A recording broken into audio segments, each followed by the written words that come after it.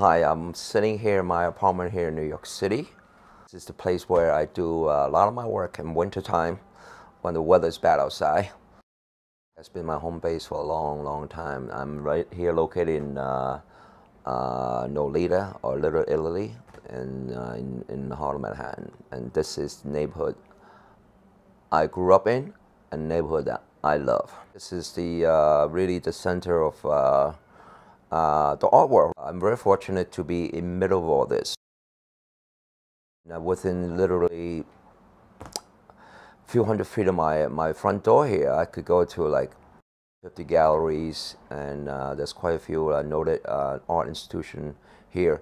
And it's important to me. The reason is that when I run out of inspiration, or sometimes when you hit that roadblock, it just helps for me to go walk around. Walking around New York City itself is quite inspiring for me.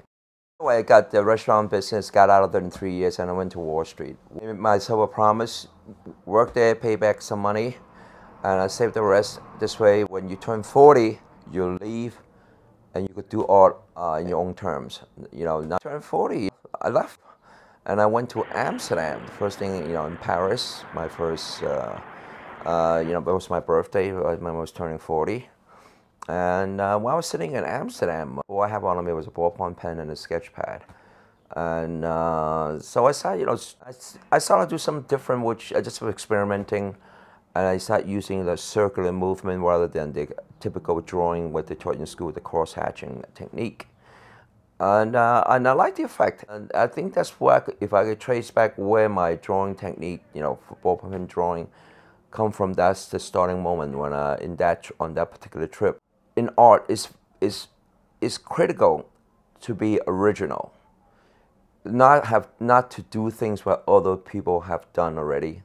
And so, in having said that, so how do you know, like, turn drawing to like a fine art? The leap came when I started looking at drawing rather than approaching as drawing where I've been taught traditionally to approach drawing with a pen or pencil. I started thinking how to paint with a ballpoint pen, not so much drawing with a ballpoint pen.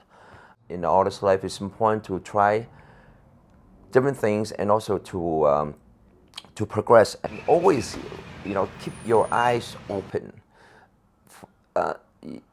And when I walk down the street in New York City, and just the inspiration, sometimes I get too much, you know, like I see too much. Sometimes I just need to calm down and take in what I see. And some of my drawing just based on a glimpse, on a train, on a bus, and that image is in my mind, and I love that, because sometimes it's just coming from purely from my imagination, I could skip that detail, you know, that kind of that sense frees me. And so this has been quite a interesting, fantastic journey, you know, which I wake up and I'm grateful for this. Good life is somebody who's doing, I think, what they want to do, you know, no matter what that is. And for me, it also always been art. That pen has taken me to many places that I never fathomed that, you know, when I was a young kid sitting back in the classroom doing doodling, that I'd be doing doodling full time. And if you think about it, you know, it is really fun, you know, like severe doodling. Listen, I would love to become, you know, like a Picasso, where your name, you just sign your name on a napkin, you are, you know, you are the man. The napkin becomes art. But how many artists really get to do that? Think about it, a handful. Every piece I work on, I always think that is the best piece. Every piece I work on, and I certainly hope that, you know, the best is yet to come.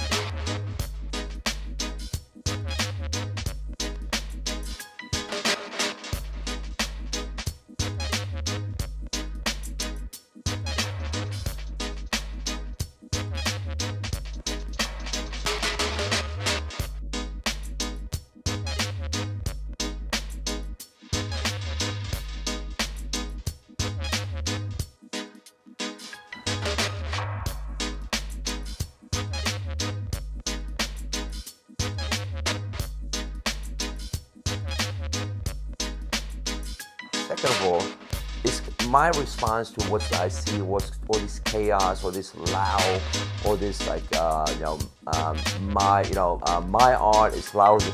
My art is louder than your artwork, and who do I know? It's to in response to that, I kind of like